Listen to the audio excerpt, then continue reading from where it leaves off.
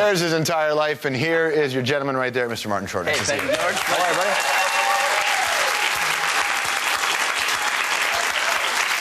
Hey, all right. Let's start with this. Tell me about your mother. Olive Grace Hayter? Yeah, tell me about Olive. Olive was born in 1913 in Hamilton, Ontario, Canada, and she was a child prodigy, violinist. Was she one of the first female? She became the first female concertmaster of a symphony in North America in 1952, Hamilton Symphony. The reason I ask you about your fine mother is because you got a musical. Yes. And a lot of the stuff that you've been able to do in your career has been very music-based, and I wondered if it came from the lady.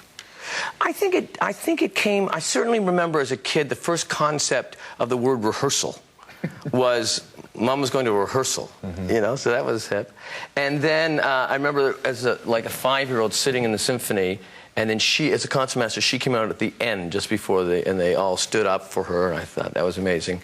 And then the symphony started, and I couldn't comprehend because I was just used to speakers. Yeah. So it seemed odd that this music was hitting me live. And I think that was a very, you know, monumental moment for me, and it did affect me with music. And you're looking at it saying, did you know like what age did you know that you're also going to be the person on that stage behind those lights? I never thought of that. I used to have a fantasy variety show in my attic. You know, I used to have an old lamp that I'd goose it up and that, because even then I needed lighting. And I had... We all need lighting. We all need lighting. And I had an applause record, and I would tape in advance and type things up for TV Guide, you know. Yeah. And someone would yell, you know, dinner, and we'd tape later, you know. But I was happy to keep it in the fantasy land of my life. It didn't seem real. You know, particularly... Well, how old were you at this point when you were doing this? 15, 14. 15, okay. And it seemed, you know, if I lived in New York City, or if I lived in Los Angeles, or Chicago, I might have thought, hey, just down the street, there's that thing I could be in. But I could never have imagined at 15 going to Disneyland. There were certain products, you know, you couldn't get. Like, I remember the first time I went to Buffalo, and I went right to a store and got some Charmin and said, hey, it is soft. Because you couldn't get Charmin in Canada. Right. So you were dying to squeeze it. And I mean Charmin. And then at what point did it occur to you that, yeah, I can actually do that? For me, I flipped to a course calendar at Humber College, and I saw radio broadcasting. Oh, you can do this. Yeah, I didn't know. I didn't. I went into McMaster University in pre-meds, and I switched to social work. And then there was this group of people, Dave Thomas and Eugene Levy and Ivan Reitman, and they were all there, and Eugene and I became very good friends. And then I started doing a lot of theater, but again thinking that your job would never be something that would actually... the way you'd make a living would never bring you joy. Right. That would be on the weekends when you were drunk. And so it wasn't until... and even then, the theater scene at McMaster didn't have any credit, so you're doing everything extracurricular. And then at the end of 4 years, Eugene was the one who talked me into saying, you know, you should try this. Just give yourself a year. Come to Toronto. Do it. And I had never watched, you know, the CBC. Well, it was the Puff family, let's face it. And so I didn't know. To me, television was those stations from Buffalo, those American stations. So I didn't even know what shows were on in Toronto. So I came to Toronto and then got lucky. In my first edition, I got the show Godspell, and suddenly I was now working. Fame Becomes Me, the musical, and now there's the record out for Fame Becomes Me, and I wondered, you've been famous for a long time in very different stages of the way people view celebrity. And if it's different being famous now than what I would imagine than it was being famous 20 years ago. Yeah, I think it's probably not a great time to be a celebrity, because it's very hip to ridicule, or you know, celebrity. It became, with the advent of Paris Hilton and all that world, it really became something of we can knock Paris because she deserves it. I mean, she's famous. She asked for it. It's all that kind of retarded thinking. Yeah. But at the same time, you guys became famous because you did stuff. Yes. You know, and there's this whole group of... And I never became that famous. I became, you know, it was never like you know, I look at someone like John Travolta, who's like 22, and suddenly he's in Saturday Night Fever, and he's so famous, and it goes from zero. You're not a to Scientologist, right? And how do you become a Scientologist? That is what I made the mistake on. Yeah. But you've been famous. If I'd only come to this planet from that other place, then you'd be just fine. Yeah. More with Mr. Martin Short when the hour returns.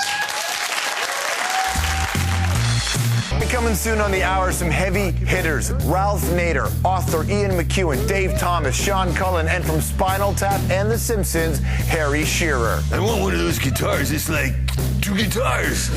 Oh, and did I mention the new face of British pop, the lovely, excellent Lily Allen? I'd have to get really drunk in order to get anywhere near the stage. Dude, you're going to be an alcoholic by the time you're 27 if you don't fix that. I think I'm an alcoholic now.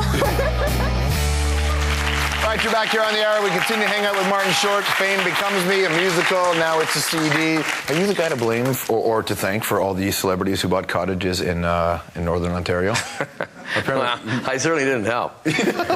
Someone said that, you know, hey, Martin Short had a place there ages ago, and he brought Tom Hanks up and Goldie Hawn, and now they all own that stuff. Well, that's a fallacy. Tom doesn't own a place up there. Did you try?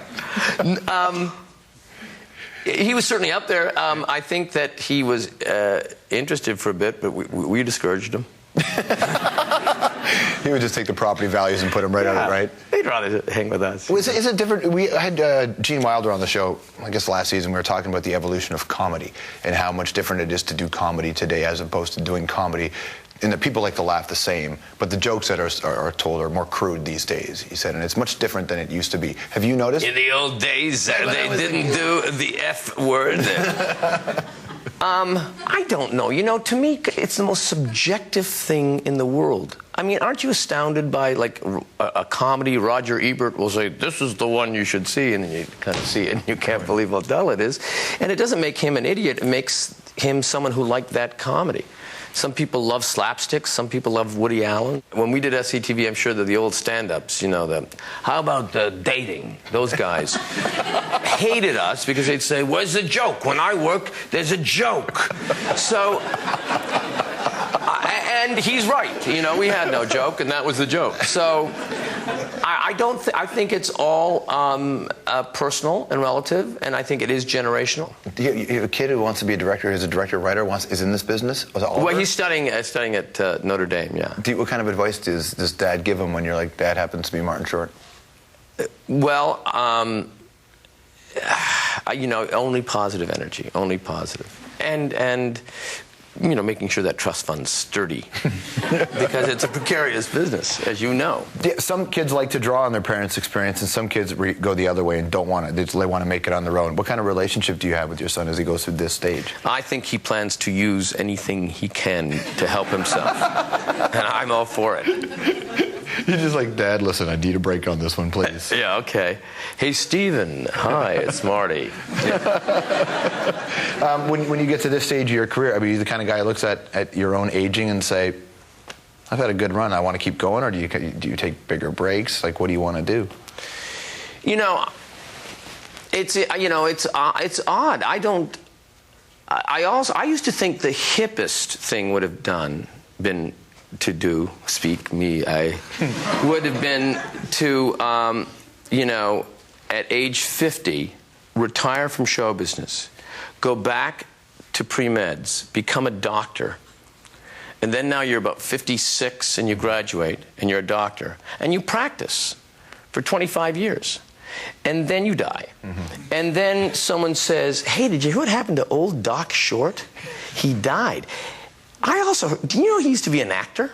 Now, to me, that would be a fascinating life as opposed to being 78 up for, you know, the neighbor in the new Roseanne sitcom. Which, is that what you're up for now? If I can get a reading. Yeah. Nice to see you. There you go. Martin Short, everybody. Fame Becomes Me, a comedy musical. He's got a CD as well. Good to have Martin Short on the program. The Hour. We'll be right back.